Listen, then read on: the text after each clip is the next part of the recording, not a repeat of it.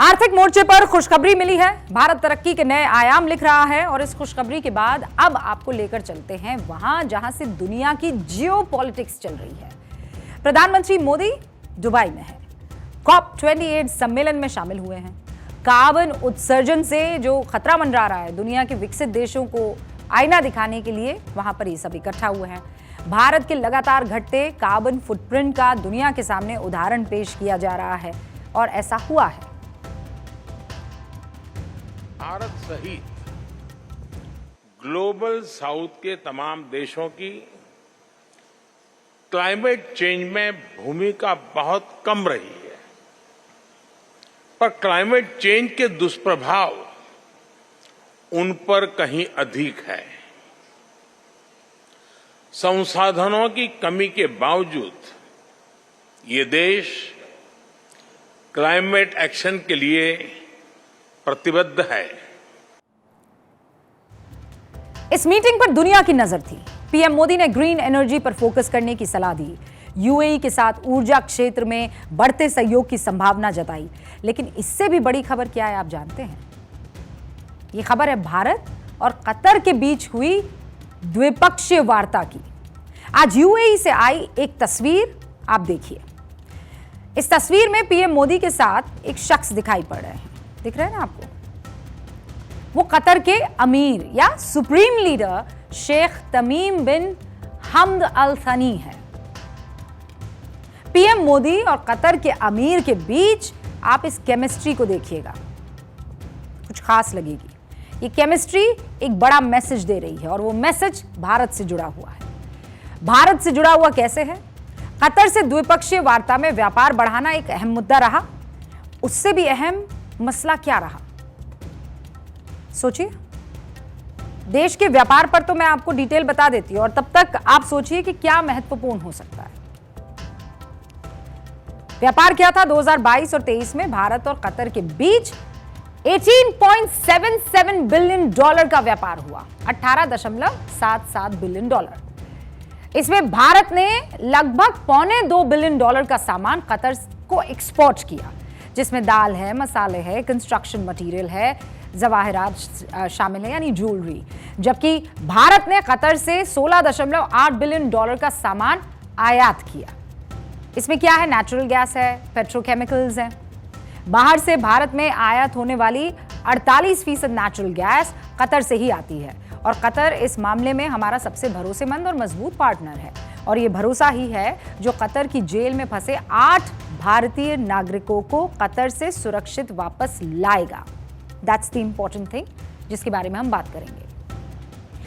ये 8 भारतीय नागरिक कौन हैं और ये जेल में बंद क्यों हैं और किस जुर्म में इन 8 भारतीयों को फांसी की सजा दी गई है, विस्तार से समझिए।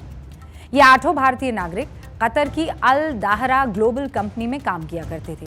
ये कंपनी कतर की नौसेना QENF को ट्रेनिंग और दूसरी सेवाएं देने का काम करती थी। दाहरा इंटरनेशनल कतर के नाविकों को सुरक्षा उपकरण चलाने और उनकी रिपेयरिंग और मेंटेनेंस की ट्रेनिंग भी देती थी। इस कंपनी के चीफ ओमान की एयरफोर्स के पूर्व स्क्वाड्रन लीडर थे।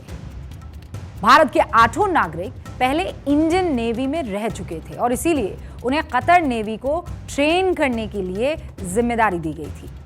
इन 8 भारतीय नागरिकों में से 3 इंडियन नेवी में कैप्टन थे, जबकि 4 भारतीय नेवी के पूर्व कमांडर और एक सेलर जो है वो रह चुके हैं। 30 अगस्त 2022 को इन 8 भारतीयों को कतर में अरेस्ट किया गया।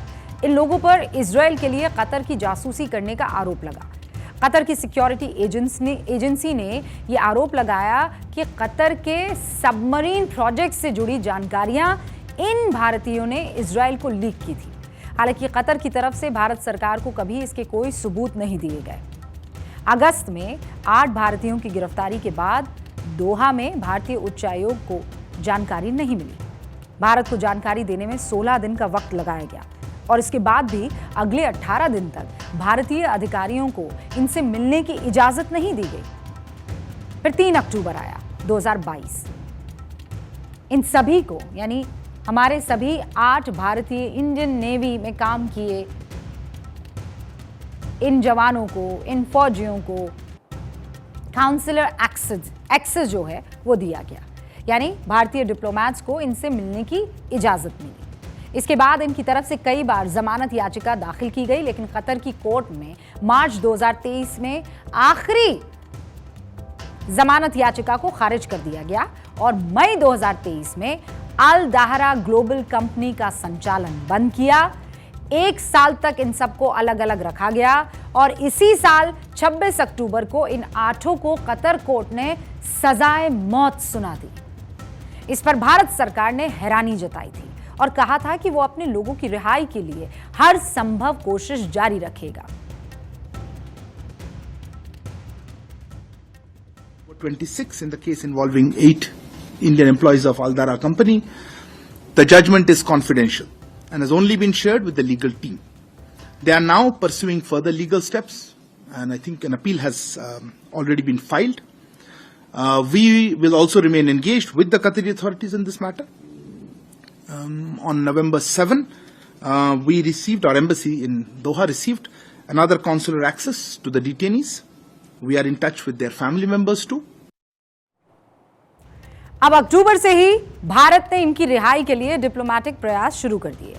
इन कोशिशों से पहली सफलता तो ये मिली कि 24 नवंबर को कतर की अदालत ने फांसी की सजा के खिलाफ लगाई गई पुनर्विचार याचिका को स्वीकार कर लिया। और आज जब प्रधानमंत्री नरेंद्र मोदी कतर के अमीर के साथ मुलाकात करते नजर आए, तो जिस तरह दोनों के बीच की केमिस्ट्री दिखी और थोड़ा कहते ना दिख जाता है कि टेंस्ड माहौल है, लेकिन यहाँ पर देखिए माहौल जो है वो हल्का फुल्का माहौल नजर आ रहा है। मतलब टेंशन नहीं है, आपस में दोनों बातचीत कर रहे हैं। उस बॉडी लैंग्वेज को आप समझिए। प्रधानमंत्री नरेंद्र मोदी कुछ समझाने का प्रयास कर रहे हैं और अमीर बहुत गौर से उनको सुन रहे हैं। भारतीयों के वतन वापसी की उम्मीदों को इस बॉडी लैंग्वेज से पता नहीं क्यों बल मिलता है।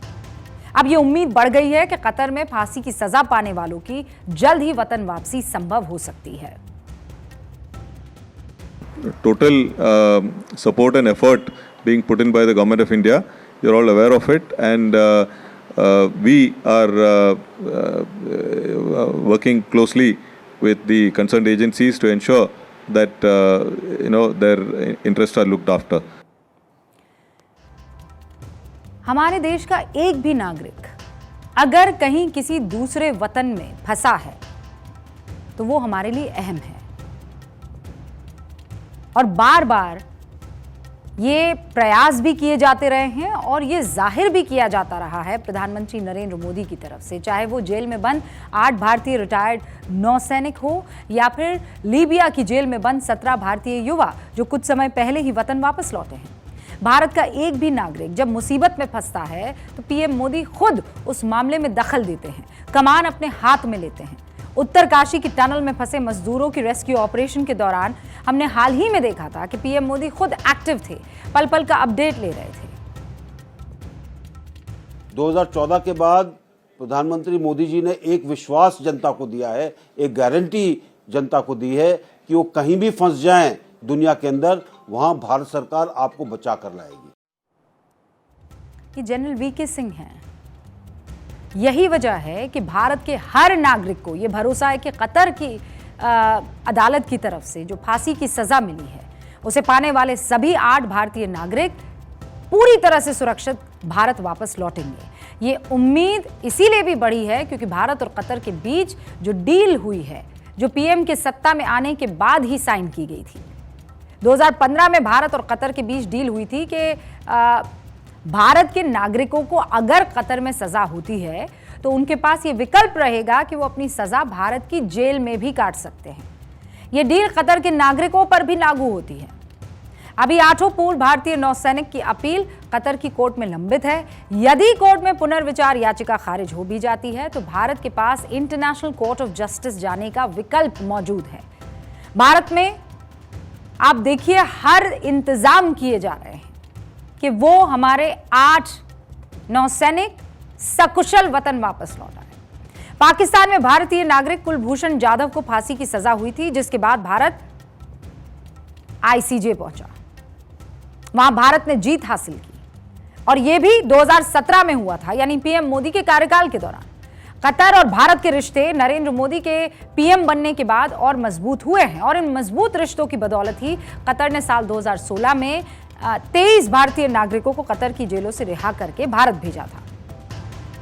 तो सरकार की यह कोशिश है कि जो 8 पूर्व भारतीय नेवल ऑफिसर्स वहां पर कैद हैं, उनकी रिहाई का रास्ता किसी तरह खुल जाए। और हम ये उम्मीद करते हैं कि ये कोशिशें जल्द रंग लाएगी और 8 भारतीय जल्द भारत में अपने परिवार से मुलाकात करेंगे। यही हमारी भी इच्छा है।